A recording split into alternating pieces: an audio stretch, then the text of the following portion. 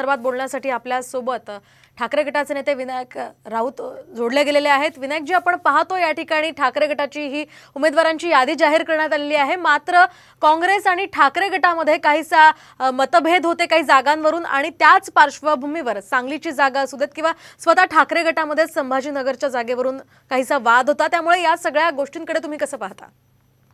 वाद नाही आहे, पण ठीक आहे, प्रत्येक पक्षाच्या कार्यकर्त्यांना वाटत असतं की आपला उमेदवार उभा राहावा आणि त्या अनुषंगाने कार्यकर्त्यांचा आग्रह असतो विचार ठेवत असतात। पण याच्यातून चांगला मार्ग काढतील आघाडीचे नेते आणि चांगल्या पद्धतीने आघाडीची म्हणजे एकत्रित येऊन या लोकसभेच्या निवडणुकांना सामोरे जातील। मात्र एक आणखी महत्त्वाचा मुद्दा म्हणजे अंबादास दानवे हे वेगळी भूमिका घेण्याची सुद्धा चर्चा काही दिवसांपूर्वी होती। कालच त्यांना भाजपकडून त्यांच्याकडे घेण्याचे प्रयत्न होत असल्याचं सुद्धा बोललं जात होतं। या पार्श्वभूमीवर तुम्ही काय सांगाल?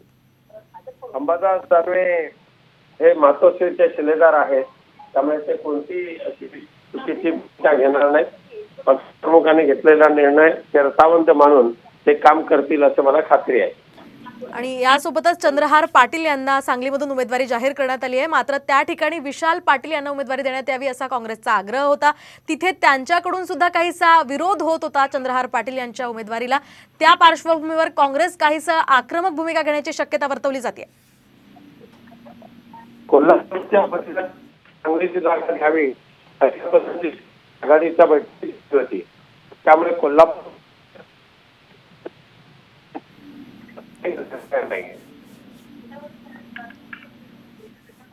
अगदी नक्कीच धन्यवाद विनायक राऊतजी साम टीव्हीशी बोलल्याबद्दल।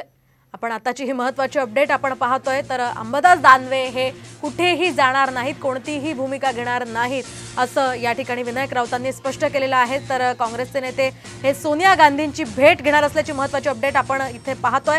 सांगलीच्या जागेवरून महाविकास आघाडीमध्ये रस्सीखेच सुरू आहे आणि त्याच पार्श्वभूमीवर आता काँग्रेसचे नेते सोनिया गांधींना भेटणार आहे। आज दिल्लीमध्ये सोनिया गांधींची भेट काँग्रेसचे काही नेते घेणार असल्याची माहिती सध्या मिळते। ठाकरे गटाकडून सांगलीमधून चंद्रहार पाटील यांना संधी देण्यात आलेली आहे। त्या ठिकाणी काँग्रेसची ही जागा असल्यामुळे काँग्रेसनाच तिथून संधी मिळावी, काँग्रेसच्या नेत्यालाच तिथून संधी मिळावी अशी भूमिका काँग्रेसने घेतलेली आहे। त्या पार्श्वभूमीवर विश्वजित कदम यांनी आक्रमक भूमिका घेत विशाल पाटील यांनाच संधी मिळावी अशी वारंवार मागणी केली होती आणि त्या पार्श्वभूमीवर त्यांनी आक्रमक पवित्रा सुद्धा घेतला होता। मात्र तरी सुद्धा ठाकरे गटानं ही जी उमेदवारी यादी जाहीर केलेली आहे त्यामध्ये सांगलीतली जागा चंद्रहार पाटील यांना देण्यात आलेली आहे असं दिसतंय। मात्र तरी सुद्धा आपण आताच विनायक राऊतांशी जो संवाद साधला त्यांच्यामध्ये ते म्हणाले की कोल्हापूरच्या जागेऐवजी सांगलीची ही जागा आता ठाकरे गटाला मिळालेली आहे, त्यामुळे काँग्रेस आणि ठाकरे गटामध्ये कुठल्याही प्रकारचे मतभेद नसल्याचं त्यांनी स्पष्ट केलेलं आहे। मात्र तरी सुद्धा आता काँग्रेसच्या काही नेत्यांमध्ये या पार्श्वभूमीवर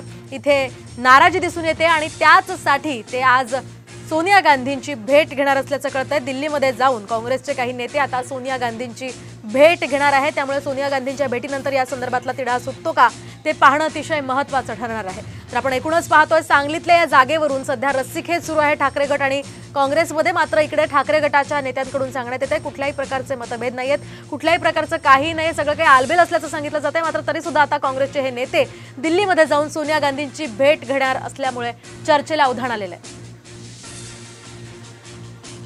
यासोबतच मुंबईमधल्या 2 जागांवरून सुद्धा नाराजी इथे दिसून येते आहे। मुंबईतल्या ज्या 2 जागा आहेत त्या ठिकाणी काँग्रेसनं दावा केलेला होता, मात्र तिथे सुद्धा संजय दिना पाटील मुंबई ईशान्यमधून त्यांना संधी देण्यात आलेली आहे आणि त्या ठिकाणी खरं तर काँग्रेसचे नेते लढण्यासाठी इच्छुक होते। वारंवार त्या ठिकाणी काँग्रेसनं दावा केला होता।